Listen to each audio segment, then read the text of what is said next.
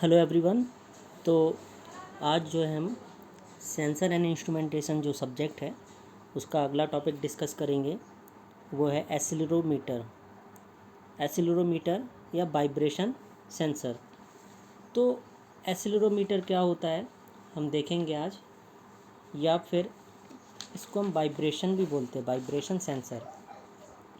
तो एसिलरोमीटर जैसे हमें वर्ड पता चल रहा है, एसिलरोमीटर जो वर्ड निकल के आ रहा है उसका मतलब ये है कि एक्सेलरेशन।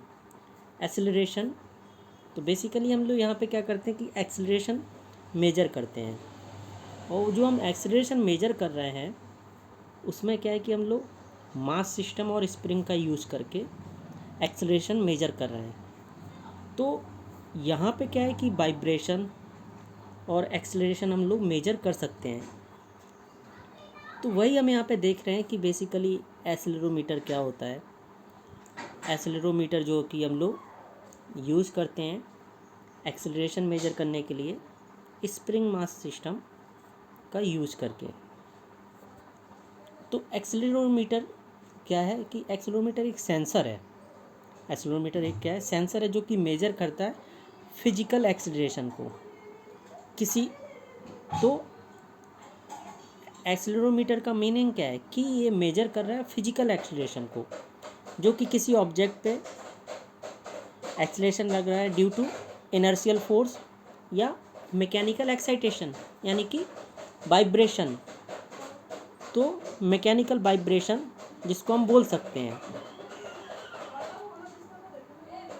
तो यहाँ पे हम देख रहे हैं कि एक्सेलरोमीटर जो है वो सेंसर होता है जो कि मेजर करता है फिजिकल एक्सेलरेशन को, जो कि किसी ऑब्जेक्ट पे किसी ऑब्जेक्ट के द्वारा इनर्शियल फोर्स लग रहा है, किसी ऑब्जेक्ट के द्वारा ड्यू टू इनर्शियल फोर्स या कोई भी वाइब्रेशन हो रहा है, तो उससे कितना डिस्प्लेस हो रहा है, हमारा कितना डिस्प्लेस्ड हो जा रही है बॉडी जो है हमारा कोई भी ऑब्जेक्ट उसको।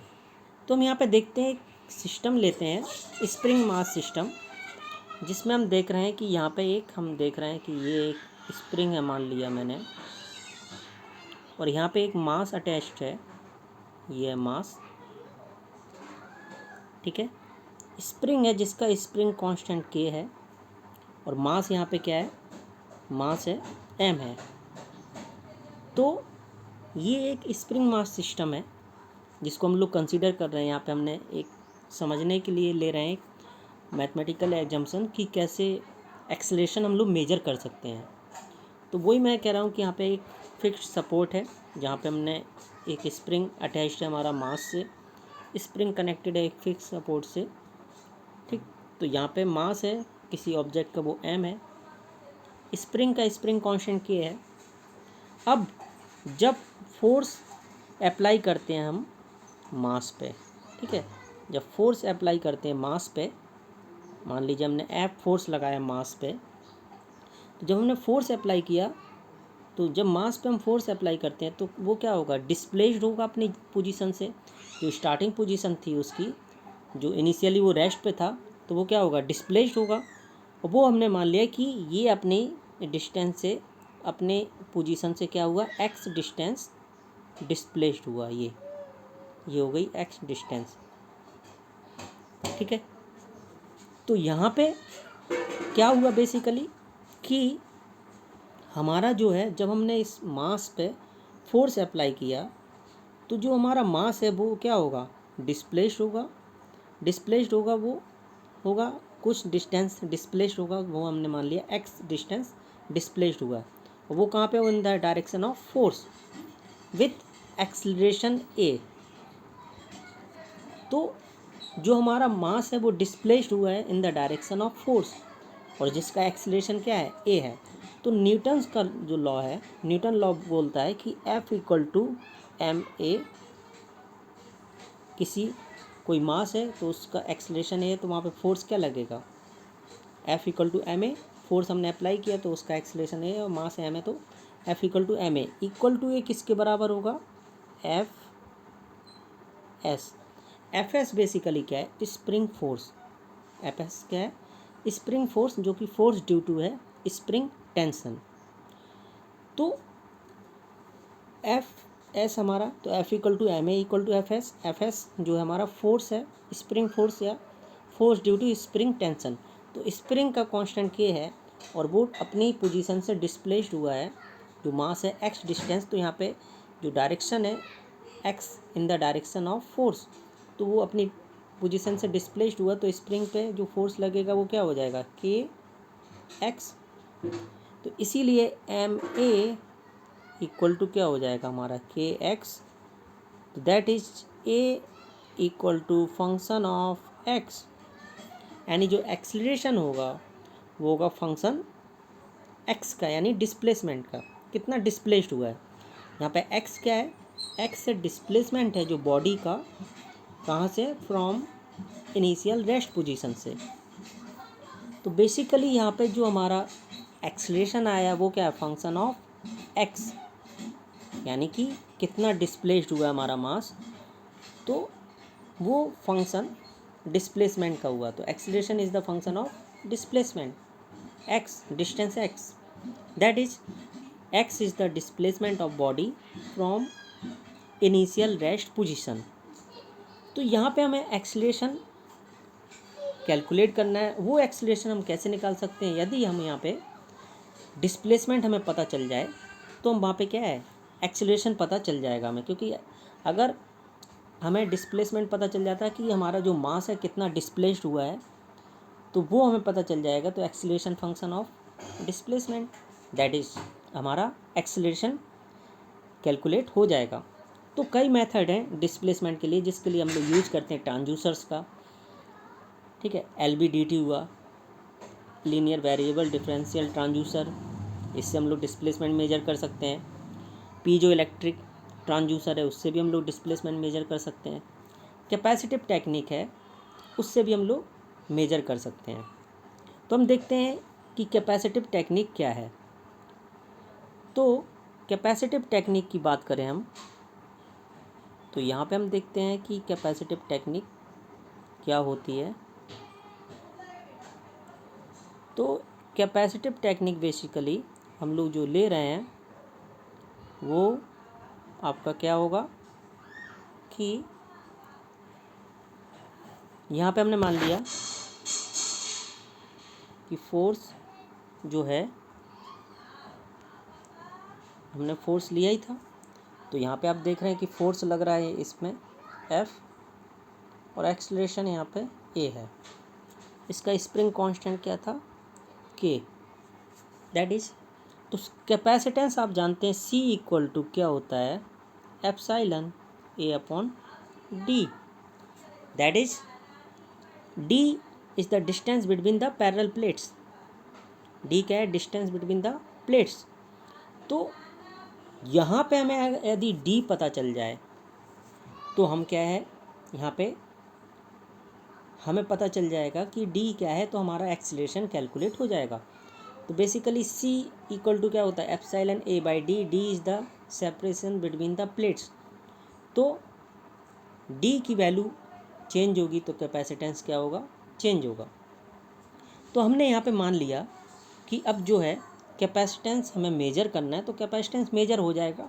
तो हमारे पास जो है area of the plates, and this is permittivity of the dielectric medium, dielectric constant, and D हम फिर कैलकुलेट कर लेंगे। अगर हमें एरिया ऑफ प्लेट पता होगा, परमिटिविटी और कैपेसिटेंस हम मेजर कर लें, तो D क्या हो जाएगा, D हो जाएगा एप्सिलॉन A बाई C। तो इससे हम कैलकुलेट कर लेंगे। अब हम क्या कर रहे हैं, इस स्प्रिंग मास जो डायग्राम है इसको हमने मॉडिफाई कर दिया कैपेसिटेंस, क्योंकि कितना चेंज हो रहा है, बेसिकली हमारा कैपेसिटेंस चेंज होगा, तो उसी से हम निकाल पाएंगे जो डिस्प्लेसमेंट है, कितना डिस्प्लेस्ड हुआ है वो D डिस्टेंस। और कैपेसिटेंस जो है वो भी डिपेंड करता है कि प्लेट्स के बीच में डिस्टेंस क्या है। तो हमने मान लिया, इसको मॉडिफाई किया, तो ये जो आप देख रहे हैं एक प्लेट ये है, अब एक ये, इनको हमने प्लेट्स मान लिया। दो प्लेट्स हो गई, this one is and this one is. This one is movable plate, इसको हमने क्या मान लिया, मूवेबल प्लेट,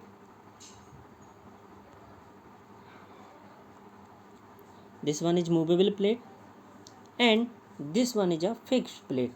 तो दो प्लेट्स हो गई पैरेलल प्लेट। तो मूवेबल प्लेट जो हमारी है वो अटैच्ड है किससे, मास से। जो मूवेबल प्लेट्स है वो हमारी अटैच्ड है किससे, मास से। तो this one is movable plate, वो अटैच है हमारी मास से, मास m है। और जो अदर वाली प्लेट है ये दिस वन इज, वो फिक्स्ड है कहाँ पे, इनिशियल पोजीशन पे। तो this one is fixed plate जो कि इनिशियल पोजीशन पे है, और this one is movable plate. तो ये कितना डिस्प्लेस्ड हुआ है, यानी इनके बीच में जो डिस्टेंस है x, तो उसकी वजह से क्या होगा, कैपेसिटेंस है जो हमारा c कैपेसिटेंस है इन दो पैरेलल प्लेट्स के बीच में होगा, जो कि एक फिक्स्ड और एक वेरिएबल प्लेट है। ठीक है। तो जो दो प्लेट्स के बीच में डिस्टेंस है x, उसकी वजह से कैपेसिटेंस क्या होगा, फिक्स्ड और मूवेबल प्लेट्स के बीच में चेंज होगा। तो fixed and movable plates change, तो दैट इज, इनकी वजह से जो हमारा एक फिक्स्ड प्लेट है और एक दूसरा मूवेबल है, इनकी वजह से हमारा क्या होगा, कैपेसिटेंस चेंज होगा। कैपेसिटेंस चेंज होगा, उसकी वैल्यू हमें पता चल जाएगी। तो D इक्वल टू हमारा क्या होता है, एप्सिलॉन A अपॉन C। तो दैट इज, हमें C पता चल गया, एरिया ऑफ प्लेट्स पता है, परमिटिविटी पता है, तो हम डिस्टेंस निकाल लेंगे।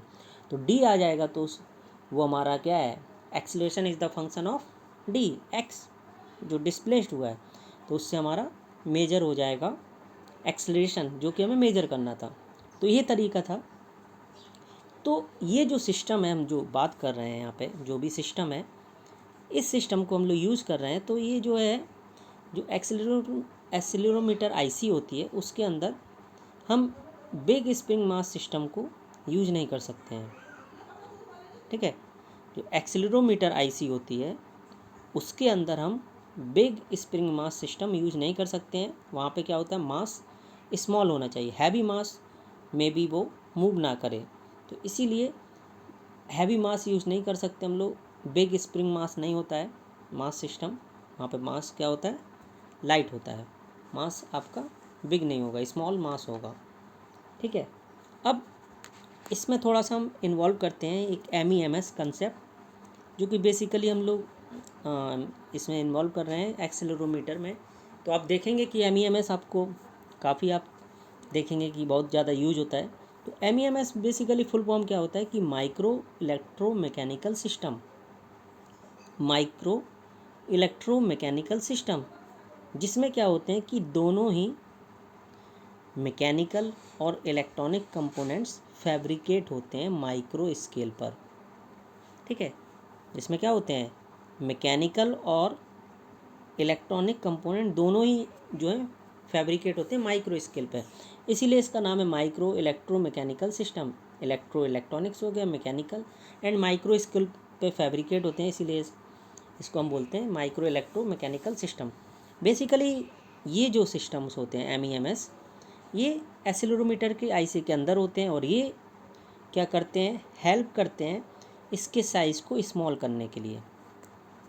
इसके साइज़ को स्मॉल, क्योंकि टेक्नोलॉजी जितनी एडवांस हो रही है, तो साइज़ हमारा क्या है, किसी भी आईसी का कम होना चाहिए। जितना कम साइज़ में हम ज़्यादा हमारे जो कंपोनेंट हैं इंटीग्रेट कर सकते हैं, उतना ज़्यादा यूज़फुल होगा। तो इसीलिए टेक्नोलॉजी बढ़ती जा रही है कि स्केलिंग करते जा रहे हैं हम, जो साइज़ है वो क्या होता जा रहा है, वो आईसीज़ का कम होता जा रहा है। तो इसीलिए ये क्या करता है, एक्सीलरोमीटर आईसी के अंदर होता है, वो उसको हेल्प करता है साइज़ को स्मॉल करने के लिए। तो जैसे हम यहाँ पे बात करें कि MEMS एक डायग्राम होता है बड़ा सा, ठीक है, हम दिखा नहीं रहे हैं। तो उसमें क्या होता है कि सीरीज ऑफ फिक्स्ड प्लेट होती हैं, series of fixed plate on the outer assembly. Fixed plate की बात करें तो जैसे हम ये मान लिया ये है, ठीक। तो यहाँ पे मैं थोड़ा सा रफ कर दे रहा हूँ, ये दिस वन। तो यहाँ पे हम लोग देखेंगे कि कैसे, ओके। तो यहाँ पे हम लोग देख रहे हैं कि ये this one is fixed plate जिसको हम लोग बोल रहे हैं। तो क्या होते हैं कि जो हमारी MEMS है उसमें कई सारी होती है। तो हम लोग एक कंसेप्ट पढ़ रहे हैं, उसमें क्या होती है, बहुत सारी सीरीज ऑफ प्लेट्स होती हैं, सीरीज ऑफ फिक्स प्लेट। इसको बोलते हैं हम आउटर असेंबली। एंड इंटरनल जो होती है, दिस वन इज इंटरनल बोलते हैं इसको, वो मूवेबल होता है। तो ये प्लेट्स मैंने बताया था मूवेबल है, तो इसको हम लोग क्या बोल रहे हैं, इंटरनल मूवेबल असेंबली, जिसका मास क्या होगा, ये जो मास होगा वो स्मॉल होगा मास, ठीक है। और वो कनेक्टेड है किससे, this one is outer assembly using spring contacts. देख रहे हैं आप, स्प्रिंग कॉन्टैक्ट से कनेक्टेड है ये वाला आउटर असेंबली।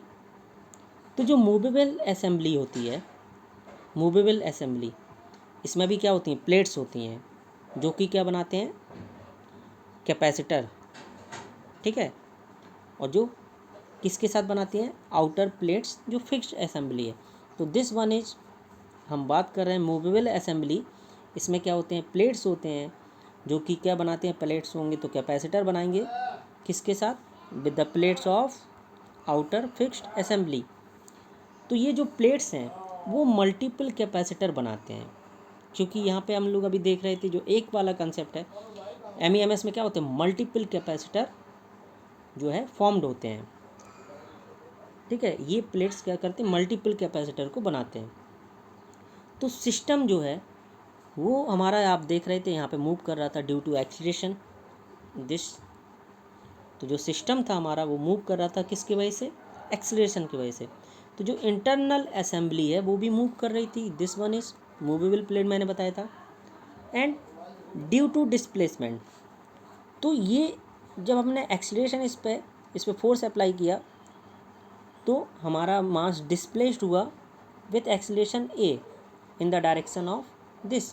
तो कितना डिस्प्लेस्ड हुआ, वो एक्स है, वो डिस्प्लेसमेंट की वजह से क्या होगा, जो कैपेसिटर हैं, कई सारे कैपेसिटर फॉर्म्ड हुए हैं, तो वो डिफरेंट कैपेसिटर्स होंगे, उनकी अलग अलग वैल्यू होगी। तो डिफरेंट कैपेसिटर हैं वो चेंज होंगे, उनकी वैल्यू क्या होगी, जितने भी कैपेसिटर्स होंगे डिफरेंट कैपेसिटर्स, उनकी वैल्यू क्या होगी, चेंज होगी।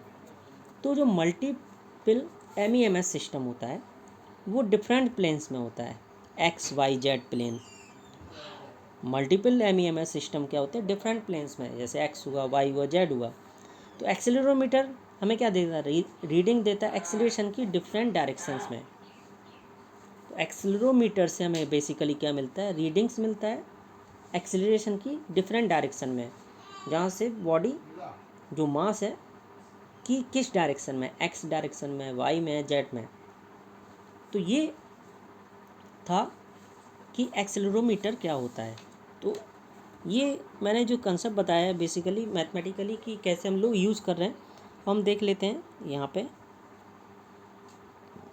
कैसे ये वर्क कर रहा है। तो वही चीज़ जो मैंने बताया, सेम वर्किंग होगा, कोई भी अलग नहीं होगा।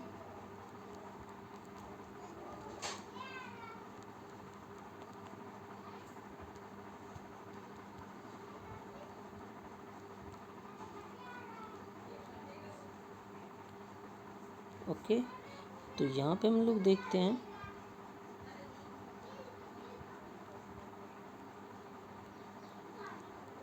ओके।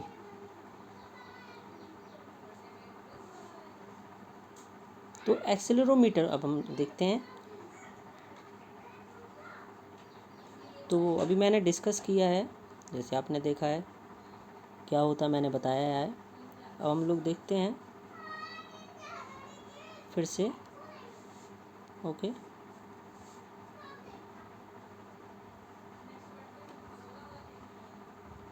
तो एक्सेलरोमीटर, जैसे कि आप यहाँ पे देख रहे हैं, एक्सेलरोमीटर में एक कैजिंग है, ठीक, दिस वन इज कैजिंग। एंड यहाँ पे एक क्या है, ये हमारा जो सरफेस है वो क्या है, वो वाइब्रेटिंग बॉडी हो सकता है। जो सरफेस है वो क्या है, वाइब्रेटिंग बॉडी, ठीक। ये जो है मास है बॉडी का M, जो कि अटैच्ड है स्प्रिंग, जिसका स्प्रिंग कांस्टेंट क्या है, K है। And this is a dashpot and damping constant उसका क्या है, C है। स्प्रिंग है, स्प्रिंग का कांस्टेंट K है, ठीक है। तो यहाँ पे जो एक्सेलेरोमीटर है, एक्सेलेरोमीटर क्या करता है, एक्सेलेरोमीटर एक सेंसर है। एक्सेलेरोमीटर हमारा क्या है, सेंसर है जो कि मेजर करता है फिजिकल एक्सेलरेशन को, ठीक है। किसी भी ऑब्जेक्ट पे कोई फोर्स लग रहा है, इनर्शियल फोर्स या ड्यू टू मैकेनिकल वाइब्रेशन या एक्साइटेशन, जैसे किसी वाइब्रेटिंग सरफेस पे रख दिए तो हमारा क्या है, वो डिस्प्लेस्ड होगा हमारा मास, ठीक है। तो due to force, inertial force या फिर आप तो क्या होगा, मैकेनिकल एक्साइटेशन। तो जो एक्सीलरेटर है, एक्सीलरोमीटर बिहेव करता है डैम्पिंग मास की तरह। Accelerometer behaves as a damped mass on a spring. तो एक्सीलरोमीटर एक बिहेव कर रहा है क्या, डैम्प मास की तरह स्प्रिंग पर। तो जब एक्सीलरोमीटर पे, तो एक्सीलरोमीटर में बेसिकली क्या होता है कि जो मास है हमारा, मास पे जब फोर्स लगेगा, फोर्स अप्लाई हुआ है या वाइब्रेट हो रहा है बॉडी, तो विद एक्सीलरेशन ए, तो दैट इज मास हमारा क्या होगा, डिस्प्लेस्ड होगा। एंड वो मास हमारा डिस्प्लेस्ड होगा तो उसकी वजह से क्या होगा, मास जब हमारा डिस्प्लेस्ड होगा तो देन मास डिस्प्लेस्ड होगा तो वो कुछ डिस्टेंस डिस्प्लेस्ड होगा। तो जैसे हमारा मास डिस्प्लेस्ड हुआ तो वो डिस्प्लेसमेंट है, उसको हम मेजर करते हैं एंड देन हमें डिस्प्लेसमेंट पता चल जाता है। तो उस समय क्या मिल जाता है, एक्सीलरेशन। तो यहाँ पे जो हम बात कर रहे हैं, तो वो डिवाइस जो यूज़ हो रही है, जिस टेक्निक को हम यूज़ कर रहे हैं वो है पीजो इलेक्ट्रिक। तो पीजो इलेक्ट्रिक कॉमनली यूज होता है, जो कि क्या करता है, मैकेनिकल मोशन को इलेक्ट्रिकल सिग्नल में कन्वर्ट करता है। तो यहाँ पे जो डिवाइस यूज हो रहा है, डिस्प्लेसमेंट बेसिकली हम मेजर कर रहे हैं, वो piezo electric transducer, piezo electric technique use कर रहे हैं, जो कि क्या करता है, मैकेनिकल मोशन को कन्वर्ट करता है इलेक्ट्रिकल सिग्नल में। तो इसका जो प्रिंसिपल है, वर्किंग प्रिंसिपल एक्सेलेरोमीटर का, उसको हम एक्सप्लेन कर सकते हैं। एक सिंपल, मैंने पहले ही बताया कि एक सिंपल मास सिस्टम ले लिया हमने, स्प्रिंग मास सिस्टम। एक मास है जिसका मास है बॉडी का m, एंड एक स्प्रिंग है जिसका स्प्रिंग कांस्टेंट क्या है, k है। तो स्प्रिंग जो कि स्टिफनेस है, ठीक है। तो हम इसके प्रिंसिपल को कैसे हम समझ सकते हैं, उसको एक्सप्लेन करने के लिए हमने एक मास लिया है जो कि अटैच्ड है एक स्प्रिंग से, जिसका स्प्रिंग कांस्टेंट क्या है, स्टिफनेस k। मास जो यूज हो रहा है एक्सेलेरोमीटर में, जो मास यूज होता है एक्सेलेरोमीटर में, उसको बोलते हैं हम seismic mass, that is seismic mass. जो मास यूज हो रहा है एक्सेलेरोमीटर में, उसको हम बोलते हैं सेस्मिक मास, या क्या बोलते हैं, एक और नाम भी है इसका, प्रूफ मास, ठीक है। तो जो डैशपॉट है, डैशपॉट जिसका डैम्पिंग कोफिशिएंट c है, वो नॉर्मली अटैच्ड होता है मास से, ठीक है। तो डैशपॉट है जिसका डैम्पिंग कोफिशिएंट c है, वो अटैच्ड होता मास से पैरेलल में स्प्रिंग के साथ। तो जब स्प्रिंग मास सिस्टम का जो एक्सीलरेशन होता है, लीनियर एक्सीलरेशन होगा, तो क्या होगा, इस मास पे जब फोर्स लगेगा, और वो फोर्स क्या होगा, ma। तो जब मास पे फोर्स लगेगा तो वो क्या होगा, हमारा जो मास है वो डिस्प्लेस्ड होगा अपनी जगह से कुछ डिस्टेंस। तो विद एक्सीलरेशन a, तो उस पे मास, जो हमारा मास है, मास पे फोर्स लग रहा है f, तो वो क्या होगा, डिस्प्लेस्ड होगा अपनी जगह से। हमने मान लिया पोजीशन x डिस्प्लेस्ड हुआ है, तो फोर्स क्या हो जाएगा हमारा इस पे, m इंटू ए, मास इंटू एक्सीलरेशन, ठीक है। वो एक्ट किस पे होगा, जो प्रूफ या सेस्मिक मास है, तो उसकी वजह से डिफ्लेक्ट होगा। मैंने पहले बताया डिफ्लेक्ट होगा। उस डिफ्लेक्शन या डिस्प्लेसमेंट को हम किससे मेजर करते हैं, आपका जो डिफ्लेक्शन या जो हमारा डिस्प्लेसमेंट हो रहा है, वो सेंस होता है एक suitable, that is displacement transducer. तो जो भी जितना भी हमारा मास डिस्प्लेस्ड हुआ है, डिफ्लेक्ट हुआ है, वो सेंस हो रहा है एक सेंसर के द्वारा, और उसको हम बोलते हैं डिस्प्लेसमेंट ट्रांसड्यूसर। तो डिस्प्लेसमेंट ट्रांसड्यूसर से हम उसको सेंस कर लेंगे, और सेंस करने के बाद क्या है कि वहाँ पे हमें पता चल जाएगा कि कितना डिफ्लेक्शन हुआ है। तो हमारा जो है डिफ्लेक्शन बेसिकली जो सेंसर है, सेंसर पे फोर्स लग रहा है जिस वजह से वो क्या हो रहा है, डिस्प्लेस्ड हो रहा है, डिस्प्लेस्ड होगा। और उस डिस्प्लेस्ड या डिफ्लेक्शन जो है वो सेंस किसके द्वारा होगा, वो एक ट्रांसड्यूसर के द्वारा होगा सेंस, जिसको हम बोल रहे हैं डिस्प्लेसमेंट ट्रांसड्यूसर। ठीक है।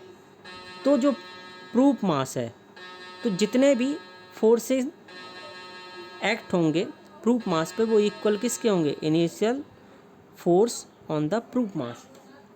तो यहाँ पे जितने भी फोर्सेस एक्ट करेंगे प्रूफ मास पे वो इक्वल होंगे inertial force on the proof mass.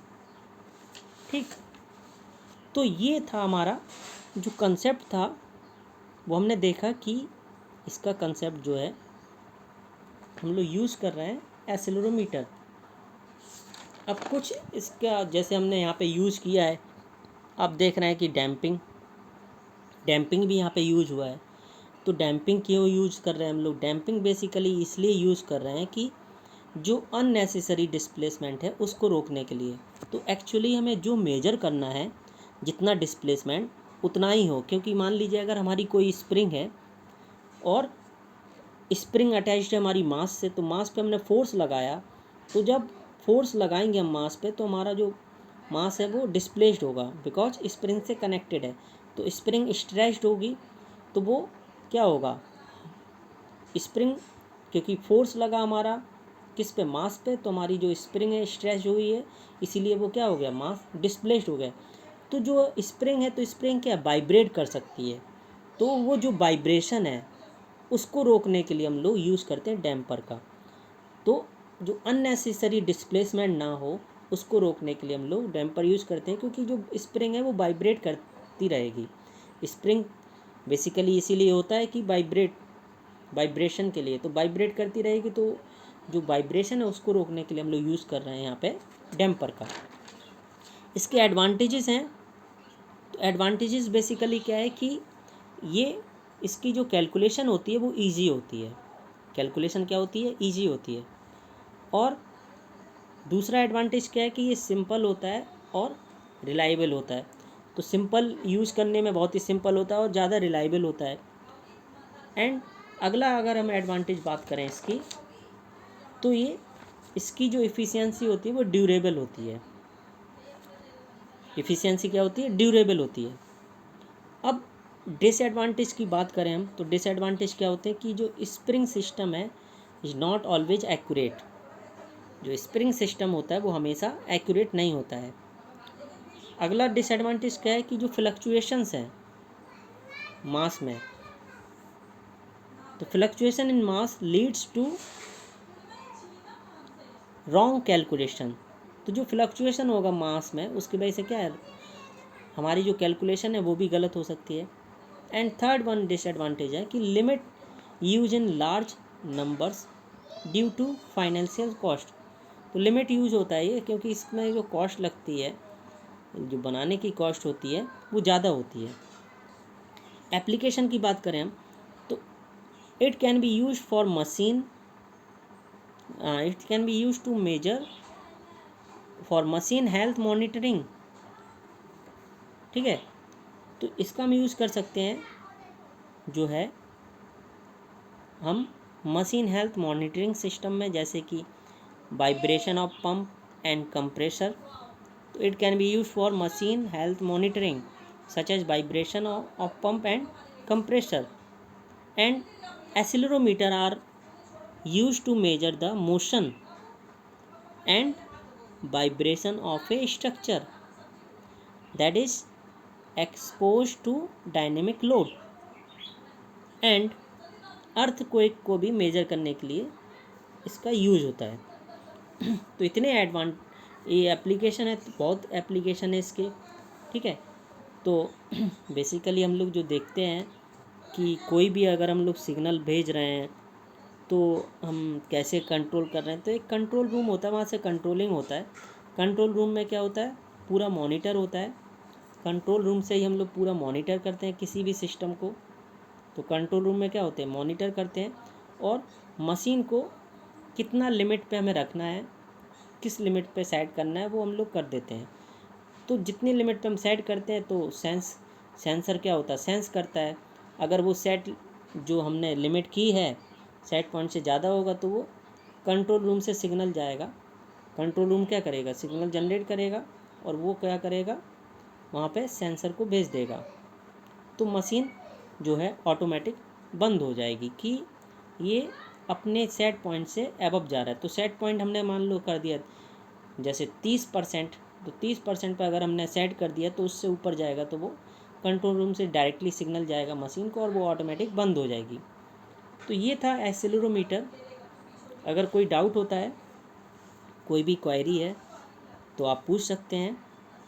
और अब हम इसके बाद अगले टॉपिक में मिलेंगे, अगला टॉपिक डिस्कस करेंगे जो कि हमारा जो है अगला टॉपिक हम लोग आएंगे, नेक्स्ट टॉपिक में मिलेंगे। Okay, thank you.